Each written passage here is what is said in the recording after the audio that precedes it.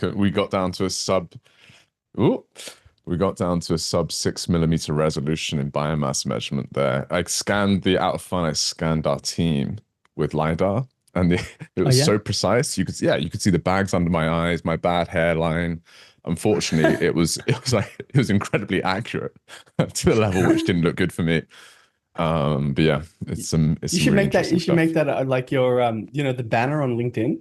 Yeah, Like maybe I here's me just in my lidar. here's my bags under my eyes and my bad hairline in lidar. That's how accurate it is. But hold on a minute. Does the lidar scan you with clothes or without clothes? With clothes, but yeah, Okay, good. It's not does like a whatever your Superman outer. X-ray vision. No, thank God, good for me. But whatever the outer surface is, that's what it catches. So yeah, the Okay. clothes. Yeah. Oh, that's good. That's good. Oh, this should be our cold open. That was good. That was Yeah, I was just about to say there's a there. There's the cold open. Hmm. good stuff.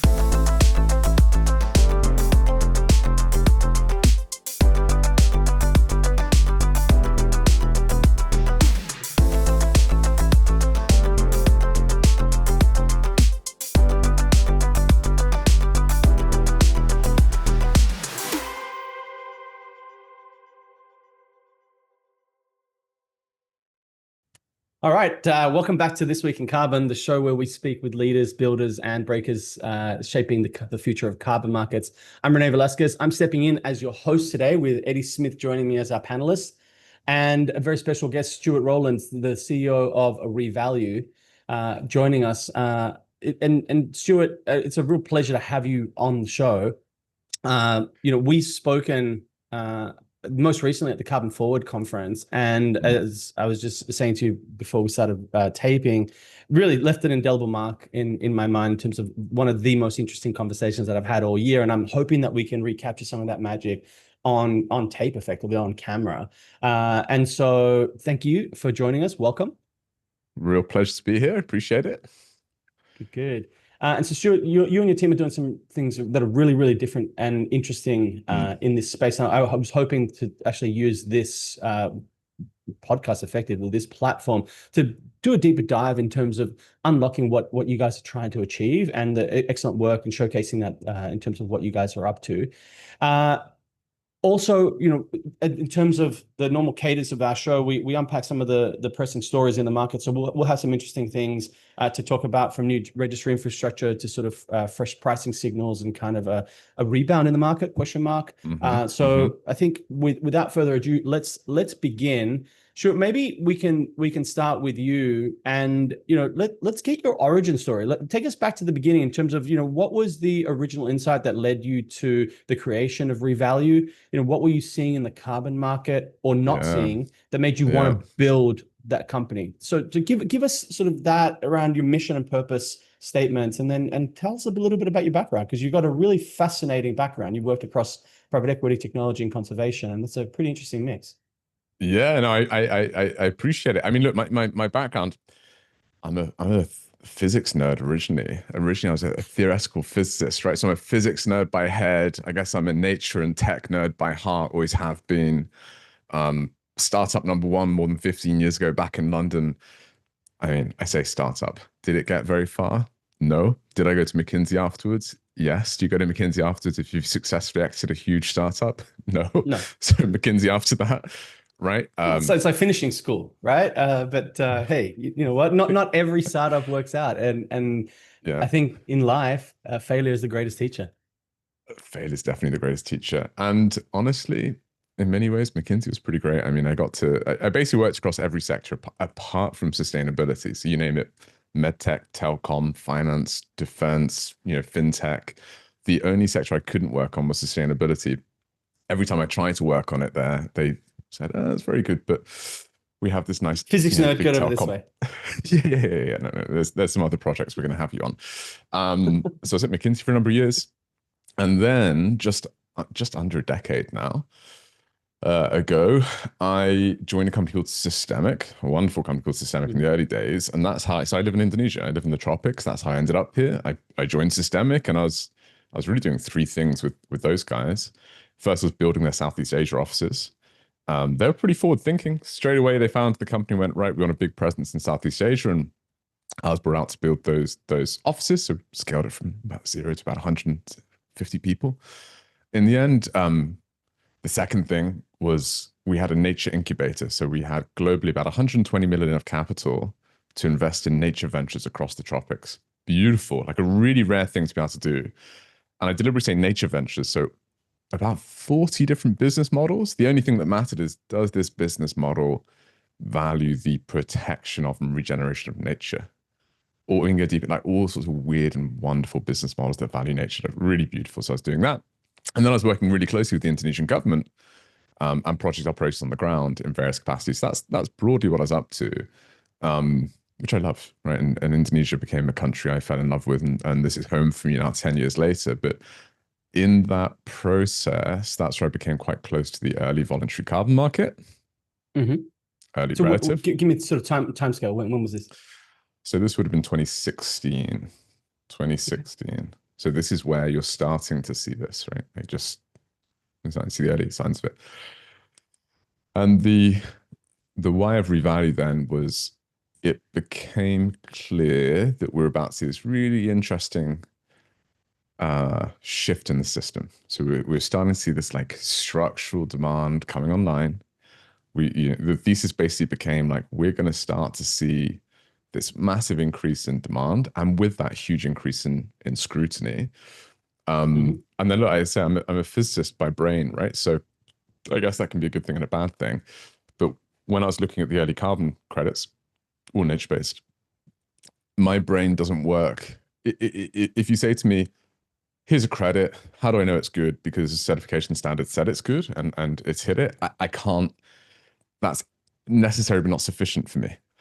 Right. So it became, okay, well, let's really get under the hood of this stuff.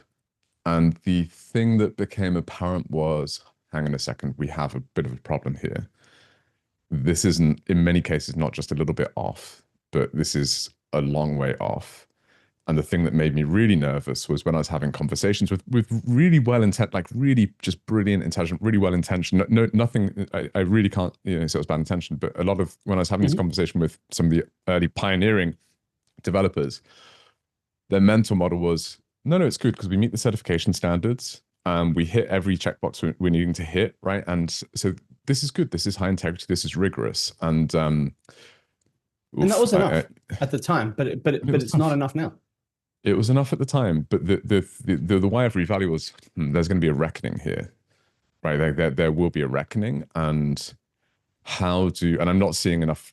I'm not seeing others at the time. It's changing now. Go, oof, we need to shift gears massively. And so that's why I founded Revalue, right? It's basically, we obsess about how do you create radically better carbon credits that value natural ecosystems, which leapfrog to a completely new generation of rigor behind it. And how do you do that at a scale that actually matters for the planet? So that's basically the why behind it, combined with I'm a nature lover, right? Like why wouldn't, this is the most exciting thing I could possibly think of working on. So I guess so can we unpack? So that's the why, and I'm kind of looking at the kind of the golden circle kind of way of thinking, where you unpack the what. You've identified the what is the carbon credits, how to make them better. The why, which is is really the purpose, and then the like the how. How do you do that? Because there's a lot of folks that kind of have also come across to that kind of reckoning, as you call it, right? And have realized that this binary outcome of it's approved by Vera, so it's a Vera VCU or a gold standard VER is enough. It hasn't been. And so now folks have taken one tack, which is rating agencies, to provide an objective view, data-driven insights, but an opinion around the integrity of that project or the quality of that project, or the more accurately, I think, the risk assessment of that project across various different lenses. How are you tackling this? So the how, let's unpack that. Yeah. How nerdy do you want to get on this? Let's go full nerd. Like, let's go. Should we go full nerd? Yeah, let's go full nerd. We can go full nerdy on this. Okay, so let's go full nerdy. Okay, so first thing says Revalue does avoid, remove, and durably store. So we do all three types: avoidance, removals, durable storage, all valuing natural ecosystems. Right, that's what we do. Okay, to the how. So I'm going to go principle based, like mental model based, and then literally practically what it looks like. Right. So principle based. There's a. I mean, maybe it's obvious, but I think like it's a subtly different way of thinking. We've shifted from, and I think the market is shifting, hopefully this goes well, from going, The old mental model was, okay, carbon credit's a commodity. Everything's just a commodity. We can get into the nuances of this, and that would be kind of a fun conversation. But a carbon credit's a commodity. Okay, it's like a barrel of oil. So if you've got a barrel of oil, how do you improve on a barrel of oil? Well, you can't improve on a barrel of oil. A barrel of oil is a barrel of oil. It hits the grade. It's a There's your standard barrel. measure. And It's the a old standard measure. the nomenclature was a ton is a ton is a ton, right? That was the old ton is a ton CDM is a ton. mentality. Yeah. Perfect. You don't improve on a barrel of oil, so why would you But bother? we saw bifurcation in the voluntary market. It's always been this incubus, like incubating lab of ideas. It's Exactly. Exactly. Anyway. But if your mental model is a ton is a ton, a credit's a credit, it's a fungible commodity, barrel of oil, you can't improve on it, then what you actually care about is, do I have a barrel of oil? And how many units of oil do I have in this case, right? And so the focus was, well, I know I've got a barrel of oil, I know I've got a credit if a leading certification standard says I've got a credit. So the goal was, because of the scientific consensus around building methodologies, all the public commentary, etc. Methodology development. Yeah. So does this project meet the criteria for the certification standard to get the credit? That was the mental model. Now, I think it's the wrong homework question. The right homework question isn't, does it pass the certification standard? The right homework question is, do we have sufficiently high confidence that this credit is at least 1 ton of real world additional impact? And it's a subtly different question. Right now you're saying, yeah, it passed the certification standard. That doesn't mean that we have sufficiently high confidence that it's 1 ton of real world impact, right? Yep. And once you start realizing that it's not a totally fungible same, you go, there's so much headroom to improve this, right? So that's the mental model.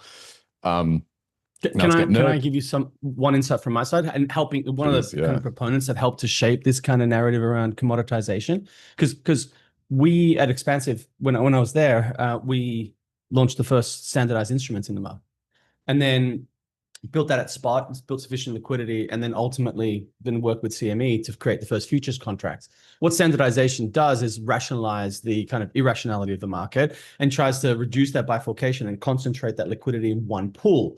At the downside of that approach, which is good for markets, but the downside of that approach, and I'll be reflective here, is that essentially creates the lowest kind of bar of standardization. You deliver the lowest cost to deliver is the rationale from a trading perspective. And so there's not a flight to the higher integrity component. We kind of unpacked this last week with Donna and with Duncan from Calyx.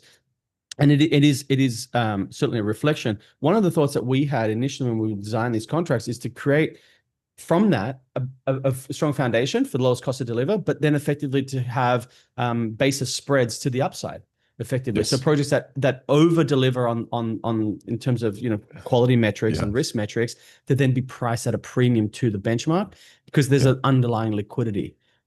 But the fundamental flaw of this of what ended up happening was that we were reliant back onto the standards. That was the central risk point.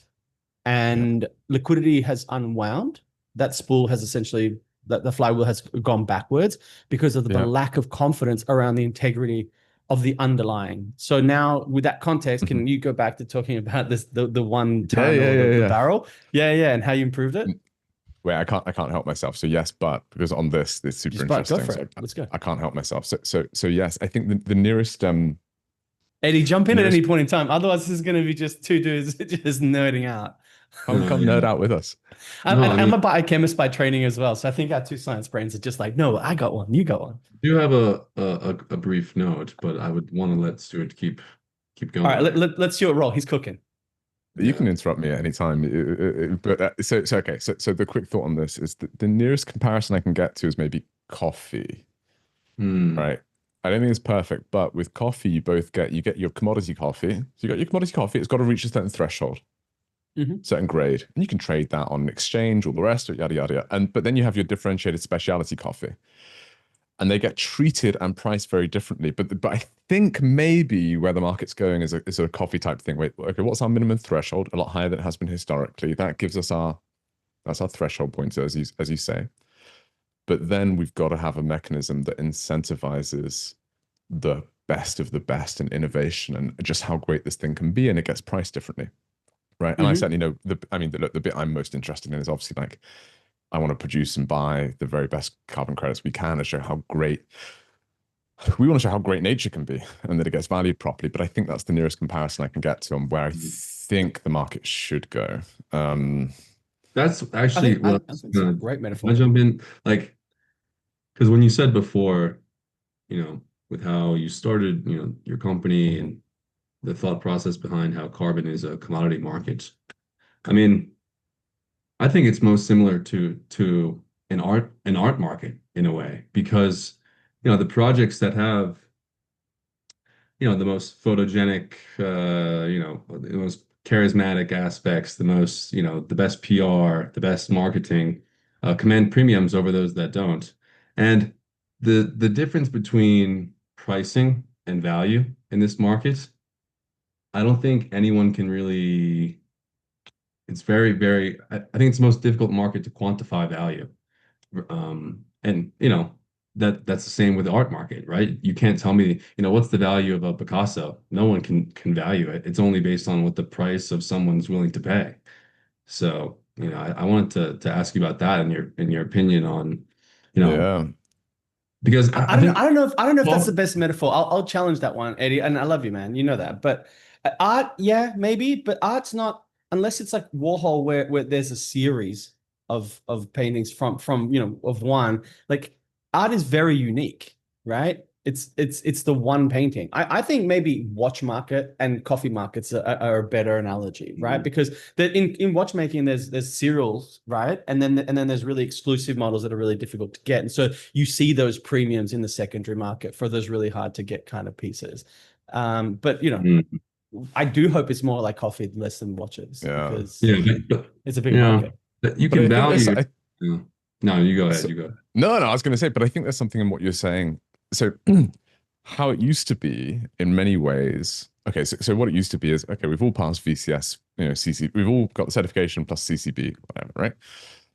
But you're right. So then it became about how well can you market, and it's telling the story of climate community biodiversity, and it's these, that's what it was. How well could you market it and bring the project to life? And it was really a lot about that comms piece on top of the certification, because there wasn't objective ways, Mhm. easily accessible objective ways of measuring quality differentiation. Now, the beautiful thing now is that we have really great objective ways of measuring quality and differentiation. And this is where, like, my head, I'm like half romantic and half scientist. That's how my hemispheres work, right? So I've got the romantic side of Yep. nature, but then I'm a complete nerd. And the beauty of data science now is you can get really, really, really accurate measurements of are these carbon credits having the impact that they're saying they are. So we get to shift away from who can tell the best story. Still important, Mhm. like bringing it to life is Revalue puts a lot of effort into that. Still critical, but you start to be able to objectively measure quality, and that's what enables you to get that speciality above So the it's a flight to threshold. accuracy as well as the Flight to integrity and quality. accuracy, and a flight to, Yeah. I hope, a flight to objectiveness, right? Uh-huh. Because let me be very clear. If what I'm not saying is Revalue is 100% perfect and our credit's 100% accurate. That actually is not correct. Anyone that says they're perfect and this is everything's fixed and solved, you wouldn't trust it, and nor should you, right? So I think there should be a flight to objectiveness, where we've gone, what are the objective measures of a credit with far greater data science that enables you to show just how great this thing is, or not, and then Mhm. price it as such. So that's where The we're price point. going. Yeah, of So course. so how do you do that, like in the real world? Okay, Because we let's get talked about nerdy. this like Mhm. millimeter resolution with regards to LiDAR Yeah, early on in the cold yeah, open. Talk to us yeah. about it.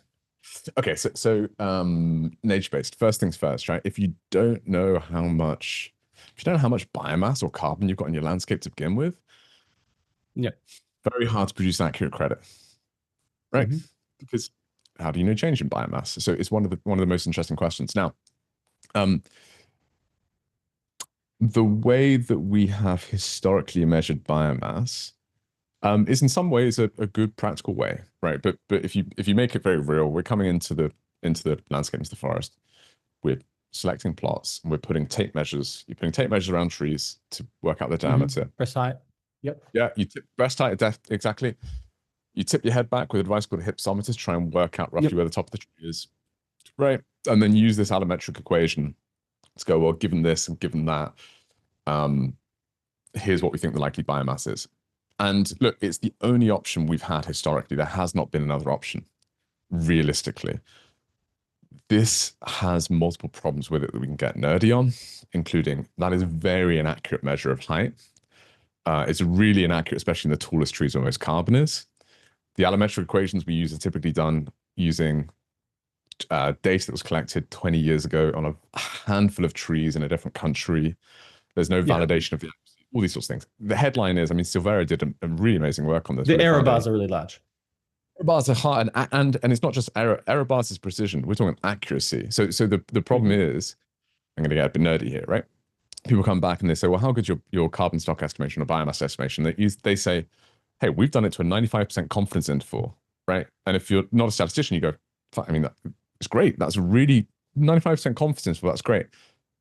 Precision or uncertainty is not the same as accuracy. So you can say our model says this within 95% confidence interval, but it might be completely inaccurate because your model was wrong, your methods were wrong.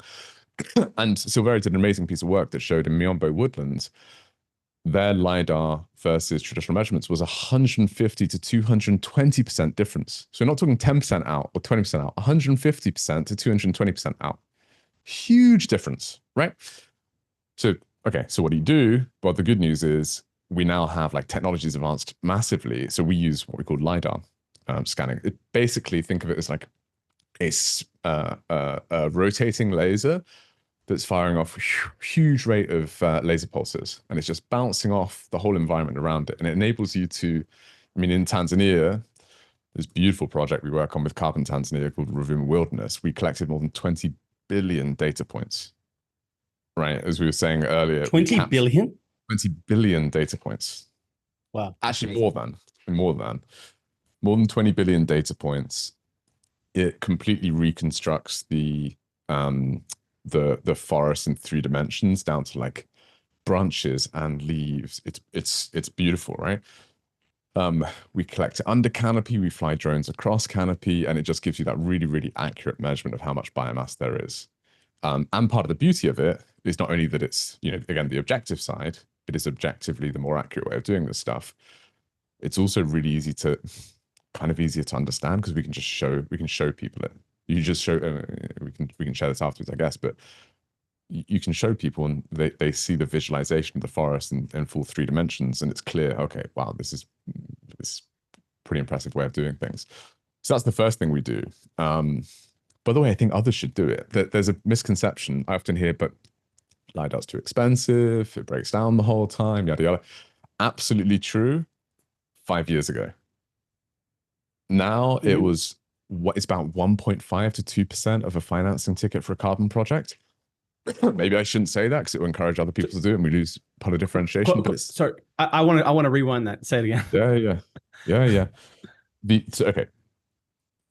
The cost is not as like people think the cost is really prohibitive. It's not the cost that's prohibitive, right? Because the technology has advanced so much. Now the capability set is very different because and this is, I think, why, you know, humans are human, right? So this is often why we struggle to jump to the next thing.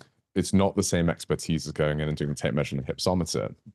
You need to be able to ingest 20 billion data points, work with partners that can take that and reconstruct, you know, these beautifully various, you know, forms of nature, to segment it, to work out what the volume is. So it's a technical moat, but cost is not the prohibitive thing. It's how you solve that technical challenge. But yeah, I would assume that there's just only a handful, maybe even less, of sort of capable labs and people with that level of expertise, right? Just quantify for me, like how big's that sort of talent base or talent pool? In the nature world, niche, right? small. Yeah, pretty niche. In the world of, I don't know, architecture and sound planning, like this stuff's used the whole time. But it's this is the part of the beauty of our world, right? Like there's so many of the problems we're trying to solve that other systems have solved already, and we need to bring it in and go, yeah, same problem. So you need that cross-discipline kind of collaboration.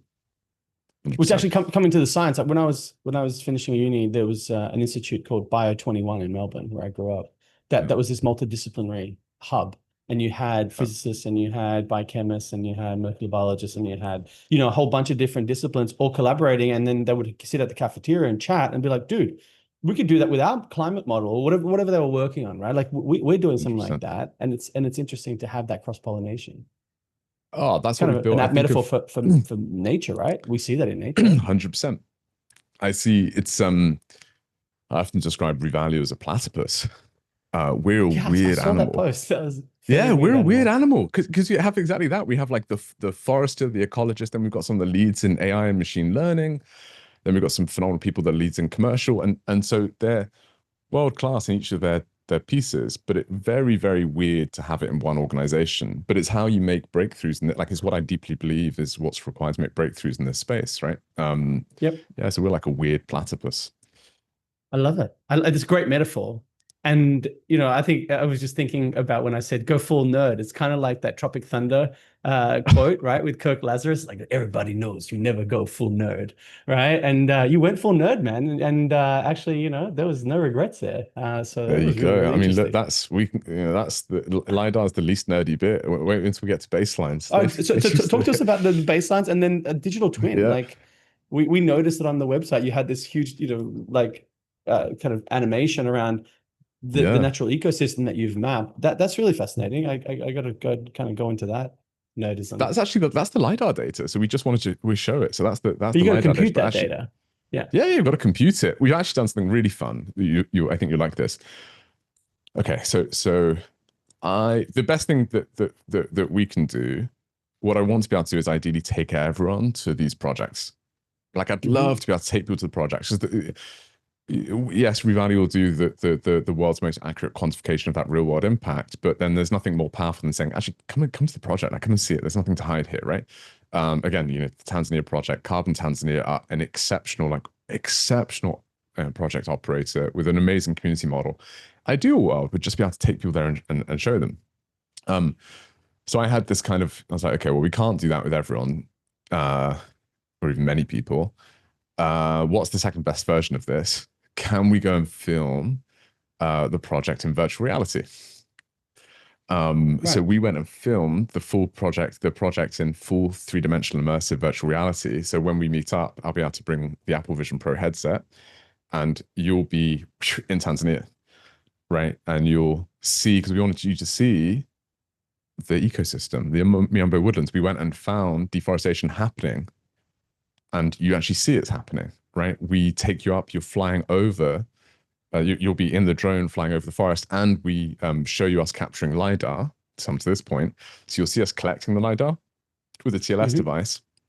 And then we do this really fun thing where you're sitting there, full 360, you're in the Miombo woodlands, and then we drop our LiDAR point cloud data in. So you're seeing the trees in the forest, and then boom, the point cloud data drops in, and you go, oh, you can see it's exactly precise, it follows it. And then the real world drops out, and then the real world comes back in again. And then we take you up in the drone, we fly you over the real. That's some player one type of It's getting experience right close, there. yeah. It's Yeah, getting that's close. interesting. Yeah. So that's fun. Yeah, we can show you So, that. okay, Eddie, I see you itching because I know you've No, been thinking I about mean, this. I was been thinking about that for the past few months because it's always difficult getting corporate clients to actually go see the projects that they're investing in, or the credits that they're buying, right? Because at the end of the day, it's an odorless, colorless gas. And but the projects aren't, right? So that's why it's so important to get, when I first went on my project site visit, it was a, paradigm shift. Yeah. But I think what's really fascinating, if you can, like, is it possible to tie the digital MRV data back into the Yep. virtual world? And then as the years go by, let's say the project's in year 5, you can show Yep. them the carbon sequestration and Yeah. in the digital world and how the progress looks. And then you can also have Yep. conversations with like the communities Yeah. in the virtual world at the project site. Yeah. So this is what we want to do, but without it's deliberately not a digital. So it has this. So yes, that's what we want to do. But even better, we don't want it to be a virtual. It's virtual in such that you're sitting with the headset on, right? But you're looking at the real world, right? So we actually so we do this thing that we capture where you see the deforestation, then we take you up in the drone. So it's all real. You take you up in the drone, so you see the extent of the deforestation from the skies. Then you pass up through the clouds, and then we drop in our satellite data, and then you see from space the extent of the deforestation in the area. So and there was at one point we were going to project what the deforestation would likely be in the future. And I made a decision, I don't want to do that because the whole point is I want to show only things that are real. The forward deforestation is a projection, so only show things that are real. But that's what we want to do over time, where when you've got a project that's regenerating nature, that you can see that nature regenerated, right? And you can see that time lapse. Yeah, that's the dream. Awesome. Yeah. I know we haven't even gone to some of the specific topics that Renee you wanted to. No, but that doesn't matter. Like we went on a side quest, and that's the whole point of it. Like I'm really interested from this perspective of something that you guys both said, which is it's just not feasible oftentimes for the buyers of these credits, the investors of these credits to make continuous site visits. Maybe once at the beginning, right, as part of the DD, but oftentimes they might not even be able to do that, right? So providing the ability for somebody in Virginia or in, I don't know, just pick another city, right? Like Delhi, Sydney, you're in Indonesia, let's just say Jakarta or Singapore, where I am, to be able to just plug and play with a virtual reality and be able to experience the project and then also see the time, like evolution over time of that project and the impact around the deforestation that's occurring or the regeneration that's occurring. It's got to be really powerful. Psychologically, that's got to really connect the investor and the corporate buyer to that project. How have you seen that connection now manifest itself in terms of the commercial outcomes? Because we talked about commoditization. Yeah. This is a very, very different view of this asset class. And then what does it lead to? Like, what are the outcomes? Give us some positive signals without disclosing names, but I'm kind of keen to understand that. Of course. Okay. So we've had people that have put on that headset and started crying, right? Like within 10 seconds of being there. And this is like, I guess this is like the romantic objective. You want to try and get both parts, right? So there's a reason we're all doing this. And the reason we're doing this is because it's catastrophic what's happening to our natural ecosystems and to communities.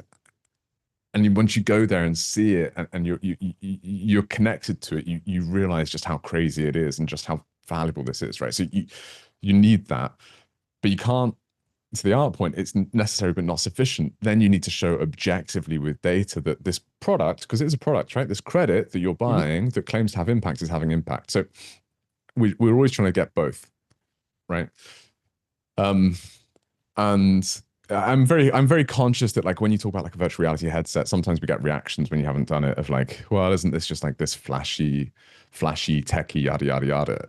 But actually part of the beauty of it is that once you put it on, it is so immersive that it's like you're in nature. So it's not flashy or techy or anything like that. You're really in the heart of the community, and we see people have that level of emotional reaction. Without giving too much away on the commercial side, maybe I can put it this way. We've had conversations where, when you can see like there's a level of interest. Okay, interesting. Then I say, look, we'd just like to show you this. And they put it on, and then they come out the other side, and you just see like this step. You can see it in their eyes. It's like, oh, now I'm really interested. Like now let's really talk about this, right? I think that's great. That would be like intrinsic. I think that would create that emotional connection to the buying decision. Eddie, sorry, I cut you off. No, I was gonna say basically exactly that. I think what fundamentally makes this industry different, and this market different than other commodity markets, is that it's such an emotional asset class. And I think what you're describing with the VR actually puts basically monetizes that emotional connection, or at least puts a value on it, or at least it enhances in some way the value chain of the sale of the credits, right? So I think that is what it's amazing to see. It connects people. It helps you understand the intrinsic value of this stuff, right? Now, okay, but we've got to be careful here, and I'm always very sensitive to this. I actually don't like the term carbon finance, right? Like I don't like the term carbon finance, because I think it's okay. So I think sometimes where we've been going wrong is the following. We go, right, I know I have an amazing nature-based project, and I know this is having real world impact. I'm here, I'm the operator, and I can see it. I'm doing it. I know the impact it's having. I know the value of this. Okay, what's my goal? My goal is I'm trying to get money, revenue, financing from the world into this project, have the impact that I know we're having with communities and nature. That's my goal, right? I want, how can I get financing? Okay, I can get philanthropic financing. I can get X financing. Oh, carbon financing is an option. It's carbon financing. Okay, how do I get carbon financing? Well, there's this carbon credit mechanism that I go through, but it's a good and bad thing. The good thing is that the focus on the project, and I know this is the thing that matters at the end of the day. But the bad thing is it puts you go, well, look, there are these credits, and we're going to produce credits, and they'll be sold, but the credit isn't the important thing. The project's the important thing. And this is just a mechanism to get carbon financing in. Now, what you end up there is with really, really good intention, but it means that there's not enough focus on the credit. And I've seen this often in conversations. People say, look, yeah, the credits might be like directionally right, wrong, but it doesn't matter that much because what matters is we're getting finance to the ground. So yeah, maybe there's a bit So you too end up much, getting a bit good too projects and not so good credits. 100%, and it comes from a good place because Because I mean that's Patrick Greenfield, place. Patrick Greenfield, the journalist at the Yeah, Guardian. yeah. That's his core thesis, right? Like he's adamant around it's not the projects that we're focus on. We're talking about the credits because it's the claim that is unsubstantiated oftentimes. 100%. So unpack that for us from the perspective of someone who's got material experience at the project level. Talk to us about that dichotomy. 100%. We never really do. Well, it's 100. They're often conflated, as you say. We conflate the two, but a project and a credit are distinct things. You can have the world's best project, amazing impact, perfect model, like community-led perfect model, producing terrible junk credits. It happens all the time. You can get a project that's having 200,000 tons of real-world impact every year, but it's producing 400,000 credits. Those are junk credits. Because they're overcrediting. They're so overcrediting, that right? 1 ton is actually half a ton. Exactly. So the reason I don't like the word carbon finance is because it becomes the focus is, well, we want to get finance into this project, which is correct, and I get it. But it doesn't put enough of a focus on the credit because the thing that what are people buying? Are people buying the project? No, people are buying the credit, right? A corporate's just randomly putting money into nature-based conservation. No, like that's not what they're doing. They're buying credits because they have a need to buy credits. That's the fundamental product. And so you need to, this is, I think, part of the beauty of the Revalue model, right? Because we work with the very best operators in the world, like project operators, and what they care about, what they're amazing at is how do you get the project right on the ground? That's their focus and damn right. So it should be, right? What we then obsess about is once we've really validated that's an incredible project, how do you make sure that credit doesn't let the project down, but indeed becomes the thing that means the full project value can be realized, right? And that's what we obsess about.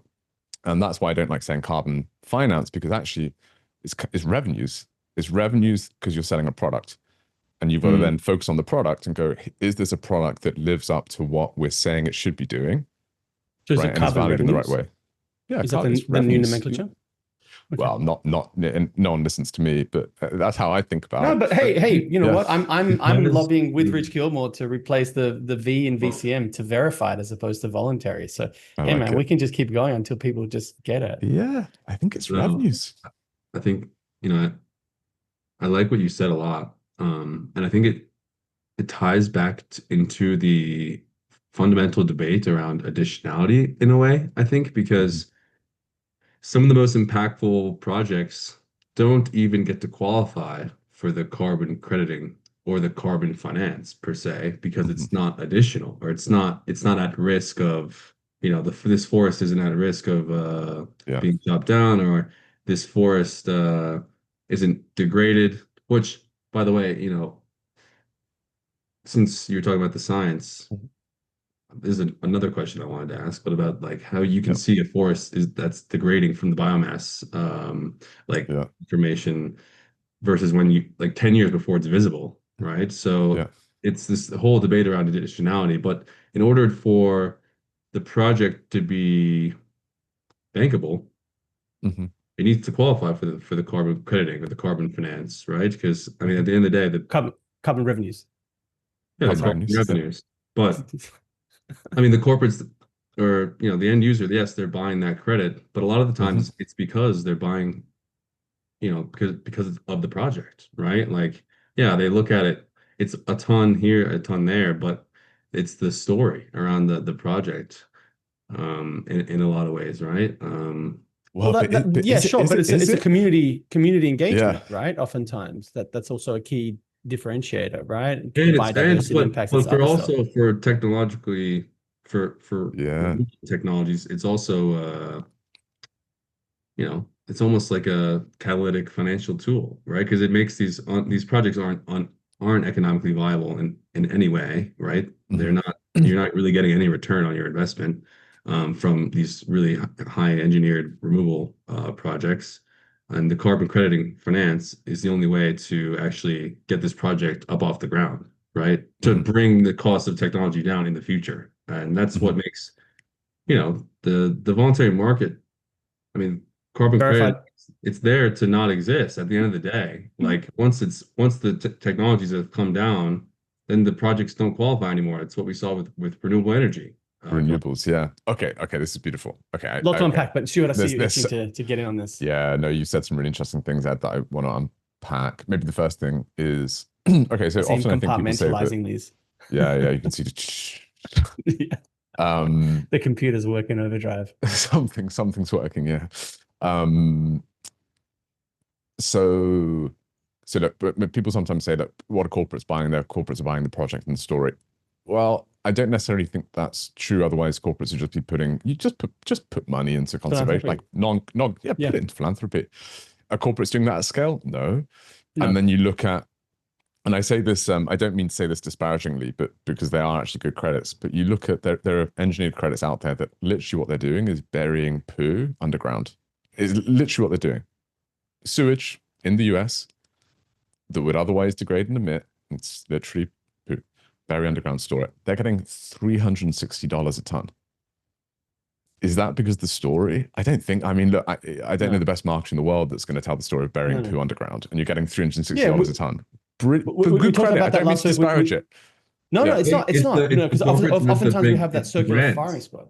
It's No, corporates with but the brand. Stuart, I think you make a really valuable point. We talked about this last week with Don and Duncan, right? Like where they published a report with Meta, and talked about the direct air capture and the embodied emissions of actually Yeah.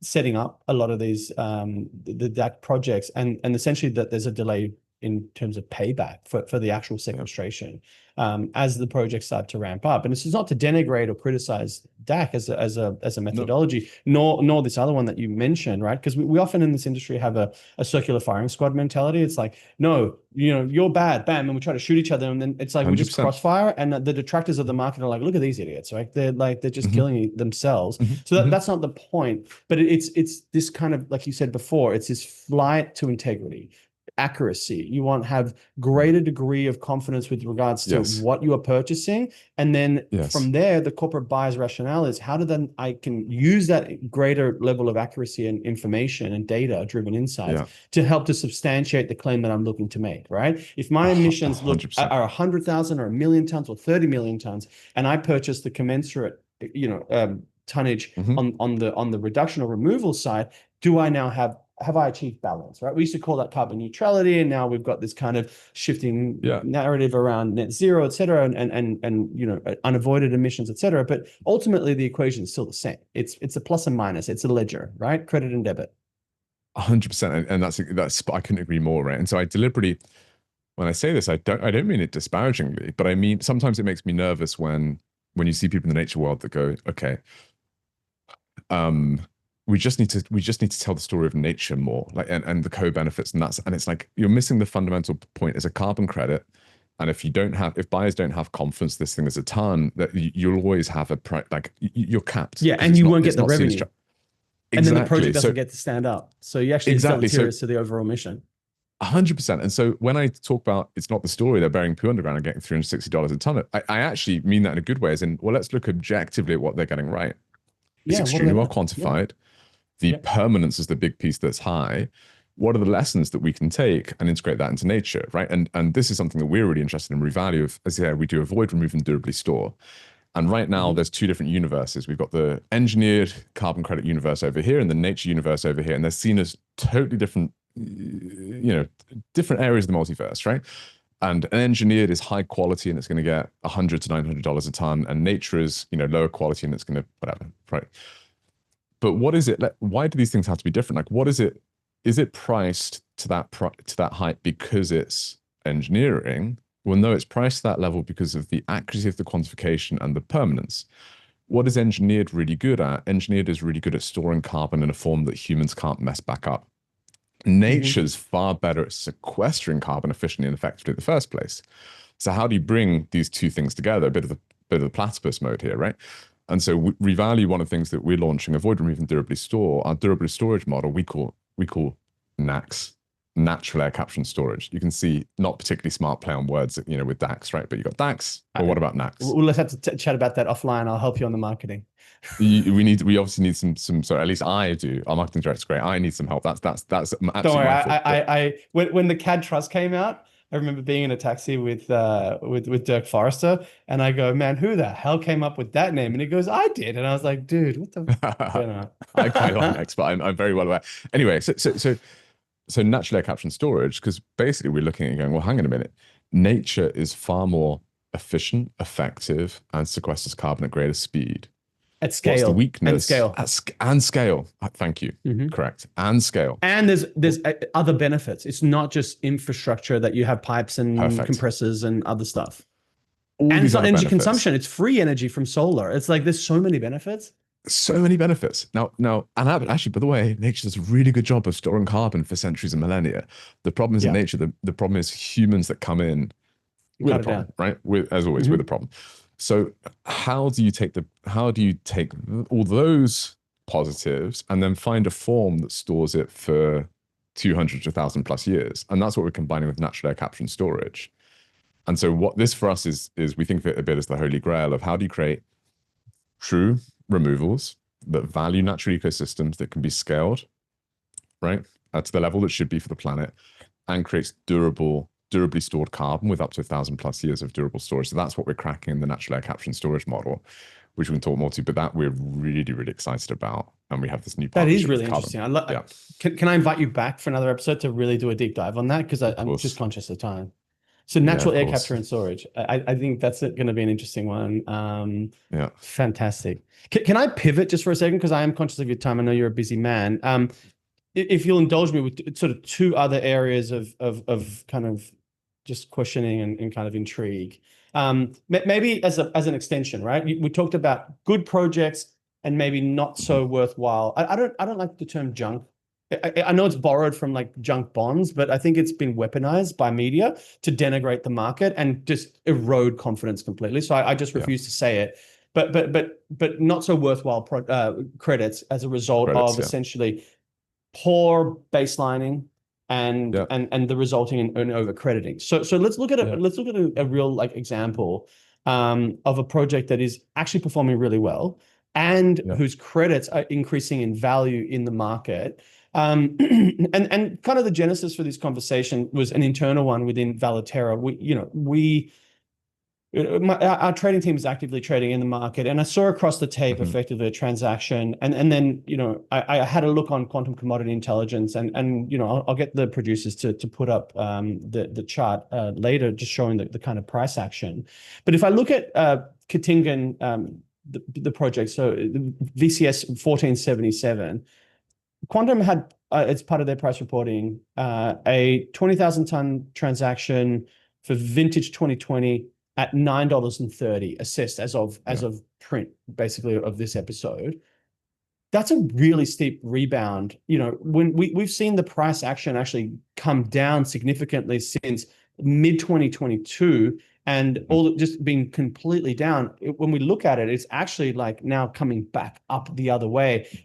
A year ago today, that project, those credits, I should say more accurately, were trading at around $4, $4.25. So we've seen a really steep increase with regards to the value. And that's now, highly rated across Silvera and B0, right? And it stands above many other projects because of the recognition, right? And so there's, on the trade side, it's more of a crowded trade. So just curious, with that analogy, obviously I don't want to sort of talk book, own book, your own book with regards to Yeah. specific projects. But let's talk about more holistically. How are you seeing this kind of rebound around red? And then the final thing I'll say is that there was an opinion piece in Quantum the other day that was titled "Red Isn't Dead," and I love that one. I just think, what shout out to the editors there. Maybe we can just talk about that there's still demand for red, and that there are really interesting areas here, despite all the methodology transitions. I'm really curious. I'm really curious to get your guys' thoughts on this one and what you think is driving. But I think, okay, so I think a few things. So one is, I mean, it comes back to I don't like overly grouping of things. Like, is there still demand for red? Because actually, it's like saying, is there still demand? Is there demand for reforestation? Well, even if you look at reforestation, if I look at the standardized contracts, there's not. Like the price of the NGO is historical low. Open interest across futures is very low, right? So as an asset class, there's a hesitancy because of this methodology issue. But like you said, there are pockets. Exactly. There are individual projects that trade really well.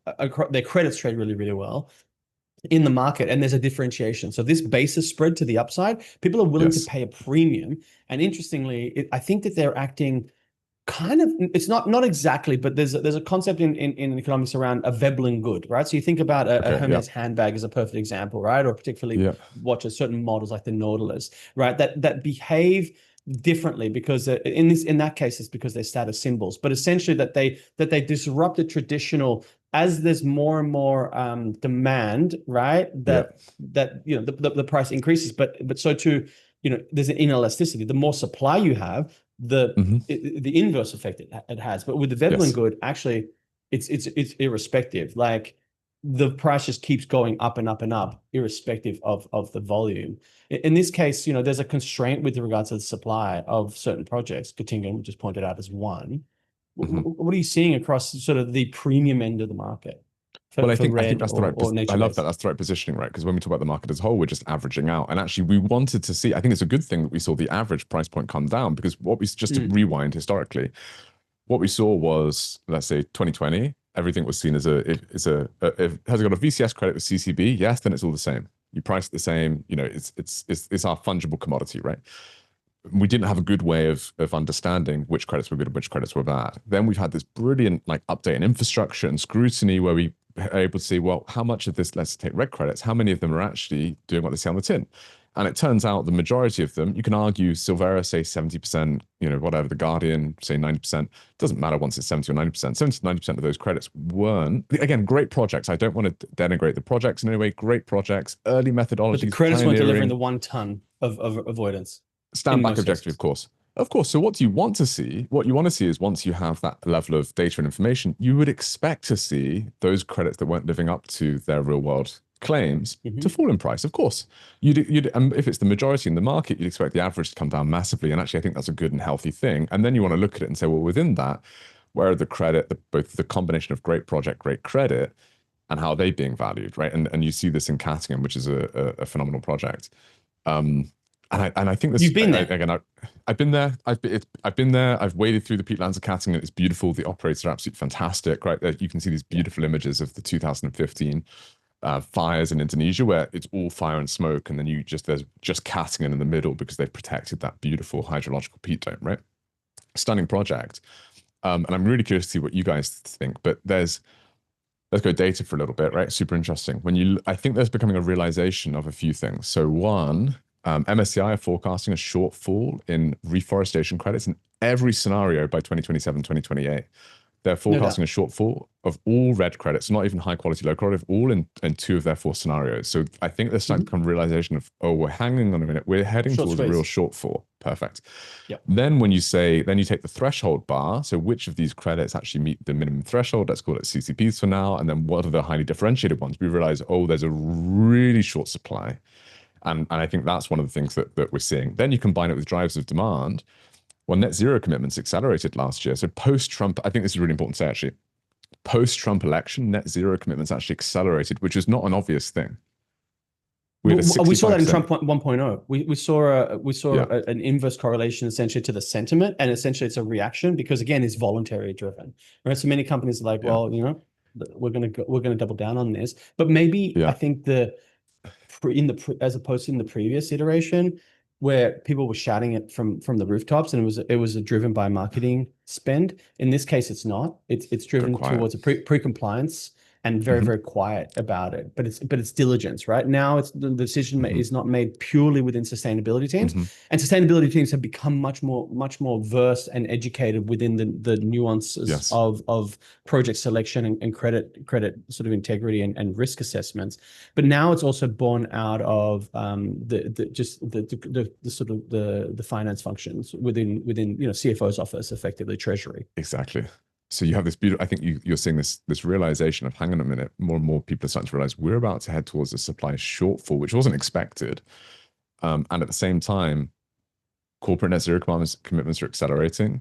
2030 is sneaking up on us in a really really scary speed. I think a lot of corporates are waking up now to like, holy shit, 2030 is about to come. We made these midterm climate commitments in 2030, and where are we at? Whoops. I need to move to it. We see this convergence or crossover, how we want to think about it, of compliance type levers coming in for the same credit, Singapore tax, Japan regulations. And so and I'd love to get your take. I'm not surprised that we see within that there's going to be a supply shortfall. This demand's increasing. We need to take action now, and it's only going to grow massively. So then we're looking at the market and going, like, okay, which are the differentiated credits that we can really trust? And I expect to see that price continue to go up. And I agree with you. I think the elasticity on that price will definitely be tested, and it's going to go to the upside because of what you just said. It's just essentially a short squeeze across certainly nature-based removals. The other thing, kind of to my Veblen Good analogy, it's one about constraint of the supply because of inefficiency at the infrastructure level, right? The certification bodies have historically been fairly slow at throughput, right? Because they've been relying on systems that were not necessarily fit for purpose with today's requirements, right? So I was teaching a class yesterday at Nanyang Technology University, NTU, and I was asked this question from the folks in the class, and it's like, well, what's the normal, let's call it the gestation period, right? Like how long does it take from a project from start registration to effectively the first issuance? And I said, well, it depends in terms of category, but let's take nature-based avoidance, and it could be between 24 months to 36 months, right? And so from when we come back to financing and then the forecasting of like discount forward cash flows around like revenue models, you have a great degree of uncertainty if you're a project developer and you're taking on all this financing risk, right? And now you have a certification outcome risk that you cannot adequately price, and there's no insurance products for it because essentially the standard is taking a long time to make a determination, which actually is a really good segue into something that's happening. Well, actually it was announced yesterday publicly. I've been hearing rumors about this for a little while, which is this transformation. I call it a tectonic shift, but Vera's shifting registry providers. They made a registry deal with S&P, seemingly to create what they term a next gen registry platform. And so this could come to to address this question around higher throughput, right? Because otherwise there will be a short squeeze to our red conversation, because projects just take too long to get through that pipeline. There's a push to drive to higher integrity, and there's only limited supply right now that's available. So you get dislocation with the prices. Prices shoot up violently, like we predict in the next sort of 2 years. So can you unpack that for us, like just in that term? And then I really want to kind of do a deeper dive around the registry piece. Like how do you see these kind of bottlenecks in our market is the question I'm trying to answer. Yeah. We don't just see them, we feel like I feel like we feel them. We feel them. Bottlenecks to getting certification and issuance is painful. It's painful, right? Because it affects everything. It affects cash flows. It affects it affects everything. And predominantly, the most important thing is it affects nature and communities to take this long. Yeah, absolutely. I think the Titanic was built in 3 years. It was taking longer to certify a credit than it took to build the Titanic in 1909. Like there's something I can't think of another market or something like this that would take this long to go through certification. Now, so it's painful and we feel it, and it is a problem. Now, I want to be to say something clearly, which is like, it is really, really, really, I do appreciate it. It's so I think- hard to set I a think- fashion standard. It's so Actually, hard. since you said it, Yeah. since you said the Titanic, I think the Empire State Building was constructed in a little bit over a year. I just checked into There you go. ChatGPT, and it says There you start go. date March 17th of 1930, completion date April 11th of Okay. 1931, Okay. and then opening day May of 1931, which is insane, right? That you could build that type of monument to modernism in a little bit over a year. It's nuts. And yet we're taking many, many years just to approve, just to certify the outcome of a carbon project. It's nuts. We can do so much better. Yeah.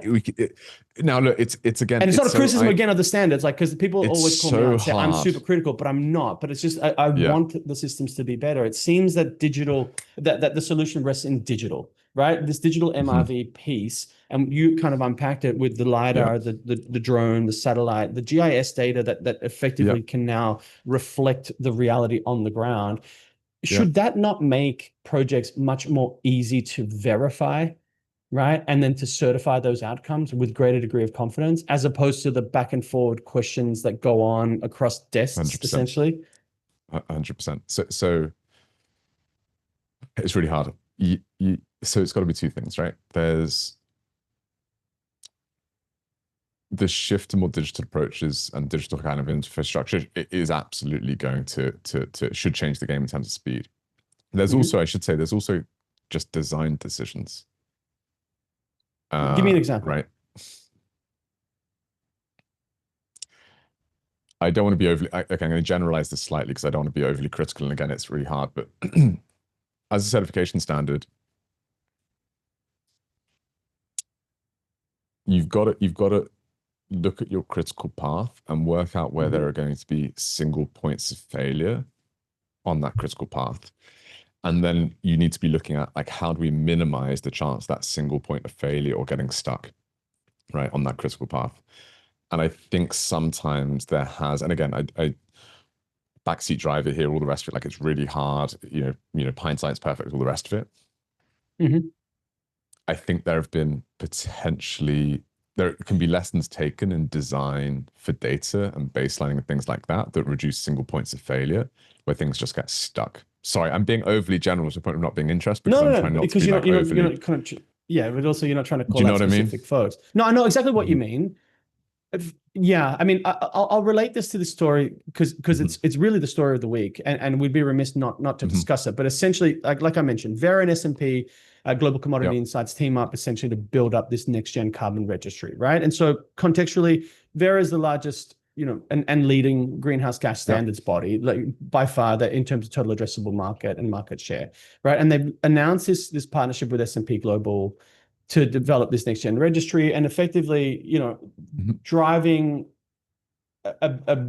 what they're claiming to be, you know, this better ecosystem for creating that greater confidence and connectivity to their project hub, and ultimately, hopefully, address the concerns that we talked about around the delays with regards to processing, right? So it's leveraging innovation essentially at the platform level, you know, leveraging this registry upgrade to build foundational architecture for next gen sort of carbon revenues, as you called it, right? And then they've got, you know, components in the press release around API driven automation and data flows, et cetera. So it promises faster, more reliable issuance and retirement processes for the users. I will take one step back, right? Obviously, during my time at Expansive, you know, we were part of the core team that enabled the acquisition for APX, which is still and will be for the next 6 months Vera's registry provider. I don't think it was a technology issue at Expansive. Quite frankly, I don't think that you know, their registry is really, really solid.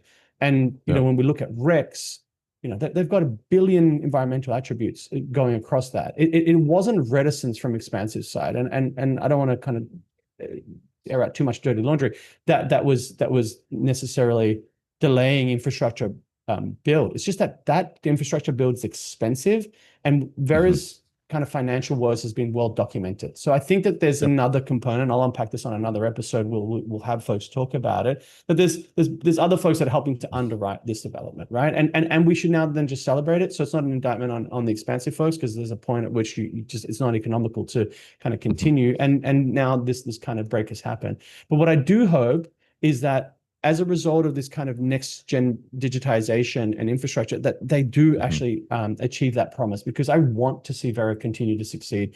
They are the core kind of foundational standard in our market. And so much of the trading, coming back to the trading of the carbon credits, is reliant on Vera, because they've become really a trusted body. We just want them to improve and have this digitization kind of, modernization, enable higher throughput. And I hope that DMIV is that core component. And it starts with digitizing methodologies, digitizing PDDs, having a more of a factory approach to ingesting of data, leverage tools like AI and ML to effectively reduce and compress the time of evaluation of projects and deliver an outcome with greater accuracy and greater confidence on the outside. Anything that's a deviation, and I use this kind of factory analogy, when you look at a factory, there's a conveyor belt and there's different steps in the value chain. And then anytime there's a deviation, then quality control, QC, QA, basically then separates those out and then takes them to human desks. And if we have that approach, I think we achieve all of the outcomes. We get higher throughput, higher quality or higher integrity, right, as an outcome, and we can actually build the market for scale. And I think that the tension, in summary, of the last few years has been driven around this concerns about integrity, and then there's been this overreaction to kind of compensate and address that. But as a result, we've effectively slammed the brakes on output. And that's been really damaging to a lot of projects who just struggle to get financing because no one is on the bid side. And then projects start to fail, and developers start to just go, well, this market's not for us. We're going to just try to find philanthropic money. And that's not constructive, because that model won't scale. So I'm going to get off my soapbox. No, I agree. And do you know, so I've got one thought on what I think Vera needs to succeed, and then I can give one wild idea that we can explore in another episode, which is more of the wild side. Honestly, more competition. Like, if you're the single monopolistic, and I don't mean that negatively, but because you've done a great thing. We had a duopoly in this market for a very long time. Not to put car and ACR as the third and fourth, kind of in the backseat, but Gold Standard and Vera dominate the market still today. And I am with you around competition. That's why I've been banging the drum for the emerging standards, whether that's Equitable Earth, and we've had Thibaut Sawyer on the platform many times. I've amazing organization. Alex Sire at Sir Carbono numerous times on different platforms. Huge advocate for the type of quality of what they do, and this digital first kind of approach with their registry partner at Eco Registry. Shout them out, because they're also excellent as well. And folks like Isometric and Puro Earth, doing an amazing job, right? Who do really great jobs, because they're just harnessing innovation. And it's like competition in any field, whether it's sport, right? And Eddie can attest to this, because he's a Division I collegiate athlete. He's seen and breathed and lived that. And in startups, right? Stuart, you talked about, your 100%. first startup wasn't necessarily an out of the ballpark kind of success overnight, but competition brings out the best in all of us. And then the final thing I'll say is, when I was at Expansive, we had this crazy idea. And it started before I joined, right? In 2009, when the founders kind of came up with this idea to build firstly an exchange, and then it's morphed into a broader infrastructure play. And when I joined in 2015, I just said, in 5 years' time, I think that this will be a reality, right? I want to be part of building that, and I'm so proud that I did. And for a long time there, it was really lonely. It was just really lonely to have the only sort of one exchange in this space and continue to bang this drum. And then when we became an overnight success 10 years in the making, then there was more competition, and it was awesome. And I was so welcoming of our competitors, because I was like, welcome to the playground, play ball. I want us to be challenged. I want your innovation to make us think, holy shit, are we falling behind? And I think Vera's embraced this. I will be fair. And I think Mandy's doing an amazing job. I think she's embraced competition. I agree. It's so healthy. And okay, so this leads into the let me lead this in a slightly wilder day that we can unpack in another discussion, right? Because I think this would be kind of be a fun one. But coming back to the way we think, right? Certification standards, the minimum bar that you should be like innovating to exceed. We need to set up a market that incentivizes people not just to hit the standard, but to show how great a carbon credit could be, right? And I worry a little bit that we're falling into a world where we've said, okay, people did a load of bad baselines. Okay, no one else is allowed to do a baseline now. One certification standard century is going to set the baseline for everyone. But then you end up in a world with no incentive to improve. It's just, okay, there you go. You said it. And it ends up being, it can't hard. You're trying to set the baseline for the whole world. Very hard to do operationally. Very hard to do to a high level actually in every project. You end up with a sort of minimum generalist because they're trying to get a denominator. consensus view common denominator. Yeah, It's but then so where competition hard to comes do. in is like equitable earth, right? ERS just Perfect. acquired equitable earth, so now they have an avoidance trajectory, not just the removal. So Carbon has got it. I know exactly what happens with project developers because we speak with many of them. We're helping them on the commercialization piece, and one of the questions they ask is like, do we have to register with the one standard? And our answer is no. If you did, from a very structural, strategic viewpoint, you would have a concentration risk. So you've done this very, first principles approach around mitigating risks across all of your different project stacks, right? We're working with some folks. I'll shout them out. Verity Nature that are doing great work in East Africa and in New Zealand, and we're beginning kind of a roadshow in the next few weeks to commercialize the pipeline of ARR projects. And they started at principles first, and so they've got this really, really sophisticated view around risk, around political risk. They've got insurance, they've got DMRV, they've got a whole bunch of different areas. But if you have a concentration risk with the standard, that's your weak point. That's the point of a single point of failure. And so when you look at it from a portfolio perspective, they say, well, we've got sufficient projects in this pipeline. We need to diversify and hedge and essentially hedge that risk. And that's where these 100%. project standards or these new emerging standards are popping up and saying, we want to compete for your business. So important. And I love that competition. So important. For the business. But I think I'm going even beyond that. So it's so important. Absolutely, I want competition there. But to go to the baseline piece, what I want is the ideal setup for me is that a certification standard says, here's the minimum threshold in terms of accuracy, precision, everything else. You've got to meet in your baseline, biomass measure. You've got to hit this threshold to certify with us and competition that. But if you can show us that you can get even more accurate than this, we will recognize and reward that because I want. How do they do more, that? So issuing more tons for perfect. it, or how do they do it? Well, let's because this is the objective measures, right? Like when it comes now to, we're used to a world where we say a carbon credit is 1 ton, but actually when you do the data science, let's say nature-based avoidance, you can start to get things like confidence intervals around the baseline and how have you accuracy validated and all of these things. So you can start to get objective measures of accuracy and precision.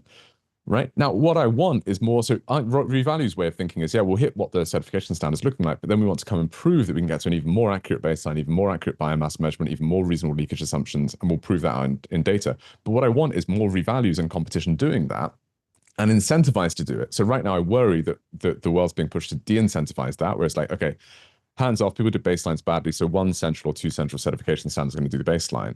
But then you've got such a lack of innovation. Whereas if you say new bar, this is the new higher threshold you've got to meet. But if you can prove you can beat it and prove it with data, we will certify against that and we'll reward it. Then you get huge innovation and competition on, can we, everyone competing to get the most accurate baselines. Yeah, of course, you keep. We saw that with ahead. CCB because you had CCB like different levels, right? Silver and gold, and so people strove to get that gold certification. That was why we codified it. But I know, but we codified that in the NGO spec, right? We made that the bar. You needed to have a CCB accreditation because otherwise it was too low a bar. So what it created was an incentive to go and get it. And when they did, they saw a value add in that. And then the folks that differentiated even above and got a great rating would trade even at a premium. So as the market price went up and to the right, you started to see projects that would get a benefit, basis spread to the upside on forward and futures, and there was an incentive. And conversely, there was a discount to folks that didn't get it right, where certain buyers were just price averse, just said, well, okay, this stuff doesn't meet necessarily that criteria bar. We'll pay a discount for it, but there's still liquidity. Eddie, I'm curious to hear your thoughts, man, because we've cannibalized all of the oxygen in this room. Directly correlated to our conversation with Calyx. I think everything that you were saying, Stuart, I think ratings is playing a role in the market, as we're seeing, very clearly in the prices, right? I mean, on Calix's data, tier one credits are commanding a 60% premium over tier three. And that's what the ratings do. At the end of the day, project developers want to know what the minimum bar is, what are the Yeah. rules, can we follow it? And then what the ratings does is allow you to, achieve is to the competition above that set of rules, that standardized minimum bar, right? So I think, what are your thoughts on the ratings agency's role in that? Oh, one of the most critical infrastructure roles in the system. I think I think it's absolutely critical for that reason, and it leans at, look, here's the more wild idea, which I don't think will happen, but it's kind of interesting to throw out. We can deeper dive another time. Rate the top ratings agencies. Let's take Silvera, B0, Calix, but I know Silvera and B0 at least. They are methodologically agnostic. So what do I mean by that? They're not rating you on whether you used Vera VM15, Vera VM48, whatever, ERS, MM001. They're not rating you based on the methodology you used. I'm talking about the carbon aspect. What they're doing is they're going, how much impact are you claiming? And how much impact do we think you're having? And are you claiming for the right level of impact, regardless of the methodology you've used, right? Mm-hmm. The point I'm making here, the sort of fun thing to think about is, I actually think we might end up in the future, if we were going really rational and really objective, the methodology that you use to get to the impact claim actually doesn't matter that much. What matters is the accuracy level you get to at the end of the day. And there's many different methodological ways of getting accurate measurements of impact, and super fun stuff we can nerd out about. People using ex-ante forecast that adapts in these ways, synthetic control methods, latent space matching for improvements, all these different ways. But the greater range of approaches you can take, the thing that matters at the end of the day is how accurate was your quantification of impact. And that's what ratings agencies measure against. So the more wild idea is actually that in some ways, carbon methodology should matter less, and we should open up and say, you can use any methodological approach you want to, and we'll open up incentives and competition. What we'll measure you against is really clear data-driven performance standards on how accurate was your measurement, and that's what we'll rate you against. Is it the methodology that should matter less, or the actual standards themselves, right? Because I think that's what I'm saying exactly. So it's you can have a great credit under VM15, VM48, ERS, isometric. Because it's buyers like they have checks and boxes that they have to check off, right? And in the past it was, all right, are the credits BCS, right? Like that's my only box I need to check in order to buy these credits. And I think that used to be the case, but I think what you're saying though is that like the market in the future will come to a point where it really doesn't matter what standard the credits are under. It just matters what the atmosphere is seeing and the impact that it's having, and if it aligns with what you want to put your money into. Because at the end of the day, none of these companies are obligated to purchase credits. It's a voluntary market. So I completely agree with what you're saying. You said it Well perfectly. articulated. Yeah, it's interesting. Look, I'm conscious of time. Stuart, we've taken up an hour and a half of your time. This is going to be one of the lengthiest podcasts, but I think people can now get a kind of a window into the kind of conversation that we had. We just hit it off, and it was just like, it was great. It was like a tennis match, just like going back and forward. Really fun. Mate, please join us again. We'd love to have sort of unpacking of so what was it called? 100%. Natural air capture and storage. Natural air capture and storage. NACS. Yeah. Hashtag We'd NACS. love to. All right. Awesome. Mate, thank you. Shout out to all the great work that you're doing. And yeah, thank you so much again for joining us. Eddie, sorry for cannibalizing all of your airtime, but I know you've been busy and traveling. So thank you for ceding the mic to me. I think you'll regret it, and you'll take it back from now on to be the moderator. And then I just encourage everybody in the audience, if you enjoyed this episode, just click like and subscribe and tune in for more episodes next week. Thanks very much. Really appreciate it.